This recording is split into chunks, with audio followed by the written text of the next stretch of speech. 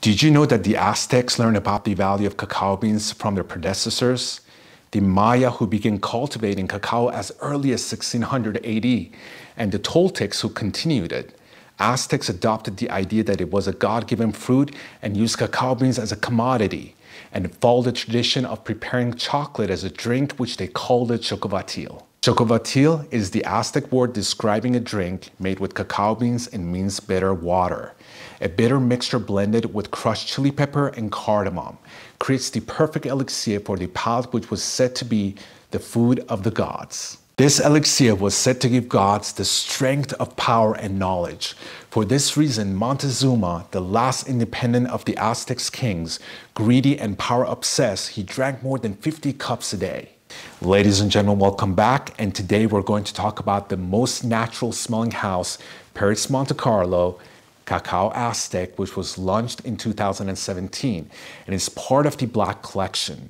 The nose behind this fragrance is Matthew Nardin.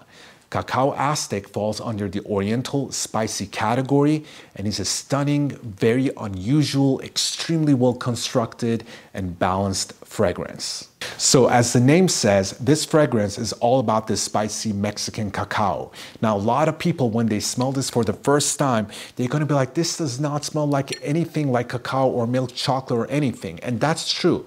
It doesn't smell like your typical European or American milk chocolate. But if you ever get a chance to have chocovatil when you go to Mexico, the real kind of chocovatil, the traditional kind, then you will see that it totally smells like it. All right, so let's get to the accords of Cacao Azteque and see what we get on the initial spray. Make sure you stick to the end of my video and check out the unboxing of this beautiful bottle. All right, let's see what we get here.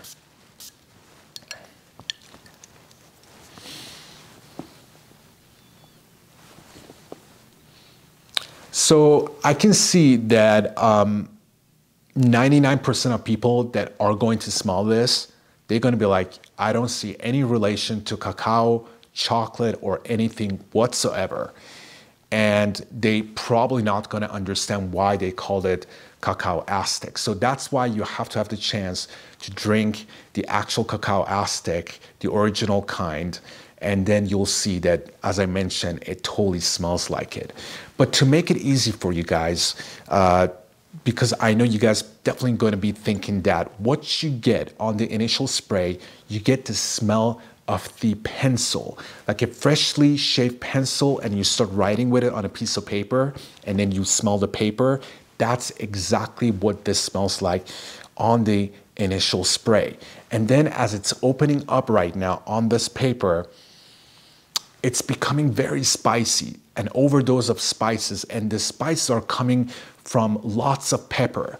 I know there's pink pepper in here, I know there's regular pepper in here, and there's a lot of it in here, and I get that a lot. So it's a very spicy fragrance.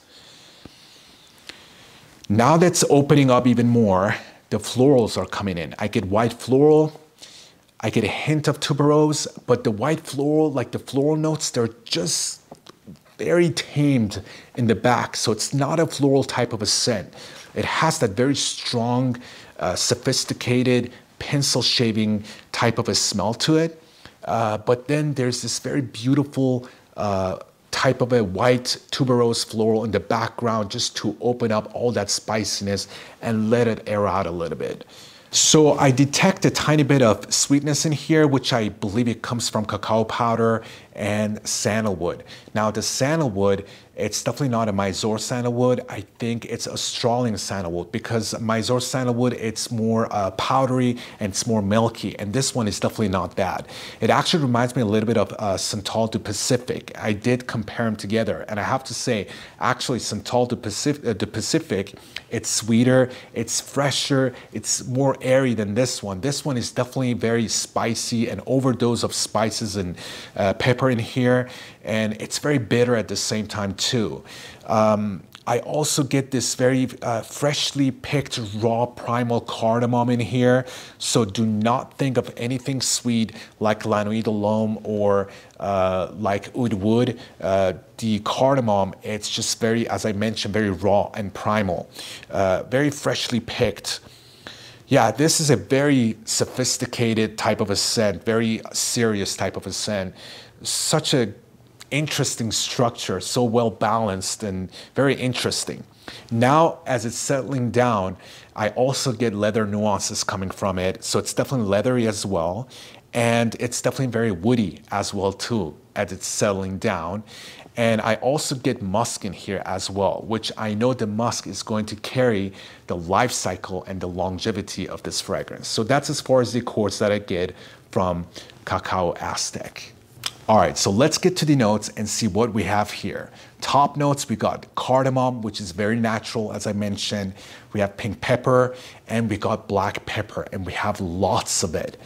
In middle notes, we have tuberose, we have, interestingly, rum, and we have pittosporum. Now, pittosporum, you guys can look it up. It's like a floral type of a tree that has this very woody type of a floral nuances to it, which kind of gives that vibe to this fragrance that I get.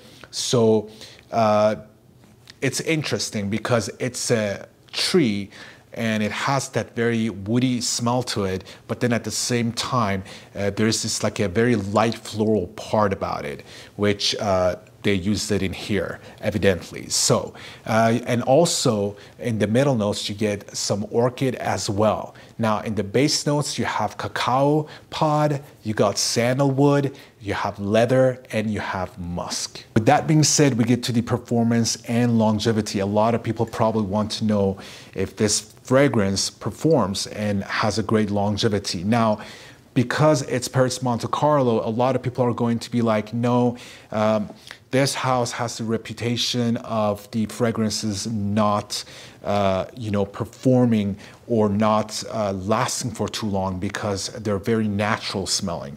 And that's true. You do have a lot of natural ingredients going on in this fragrance, but interestingly, this one right here, it actually performs really well and it lasts for a very long time. On my skin, I get easily between 8 to 10 hours out of this before it becomes a skin scent. So for performance and longevity, I would definitely give it a high score. Now, as far as the projection sillage goes, it has a fantastic sillage. It's pretty much enormous on the initial spray due to all the overdose of pepper and the leather note and all that stuff. So you easily get about 5 to 6 feet out of this fragrance on your initial spray. Now, this lasts for about 2 hours and then it gets closer to your bubble. So as far as the projection sillage goes, for Perris Monte Carlo, I would definitely give it a high score. Now, as far as the compliments goes, it gets a little bit tricky with this because it's an unusual type of a scent.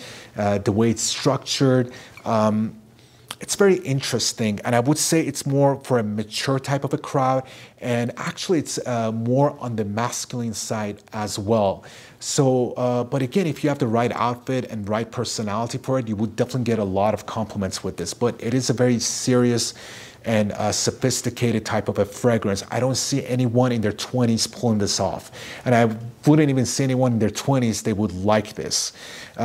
So again, because of COVID, I haven't had the chance to try this out and see what type of a reaction I get from it. But from what I'm smelling, I would unfortunately give it a medium score as far as the compliments goes. As far as the versatility goes, again, it's a very subjective type of a topic, but as I mentioned, it is a serious type of a fragrance, but interestingly, this can be a signature scent. As I said, if you own your own business, you're very successful, and you're a boss, you can wear this every day, and you could definitely pull this off driving your nice car and everything, and it would definitely go with all that type of a vibe that you have going on. And as far as the seasons goes, I would say you can actually wear this all seasons around, believe it or not. Again, I'm not going to get into it because of the notes. You got all kinds of notes going on that they would do really well in warmer temperatures, and they would also do really well in the cooler temperatures. So as far as the versatility goes, I would definitely give it a high score. Now, we get to the uniqueness. Cacao Azteque, to me, it's very, very unusual, and that makes it very, very unique. I never smelled anything like this before. And interestingly, it's so unusual, it really works And it's very, very, I keep repeating myself, it's very sophisticated and it's very luxurious. And because of that, I would definitely give it a high score as far as the uniqueness goes. And with that being said, ladies and gentlemen, we'll continue my video. That's all I have for Cacao Azteque. If you own this fragrance, let me know in the comment section what's your take on it. And if you don't own it, I would definitely suggest you to try out a sample first before you buy it. Again, because of the reasons that I mentioned earlier. And that's it, you guys. That's all I have. Thank you so much. And hopefully I'll see you guys soon with another video. Peace and ciao.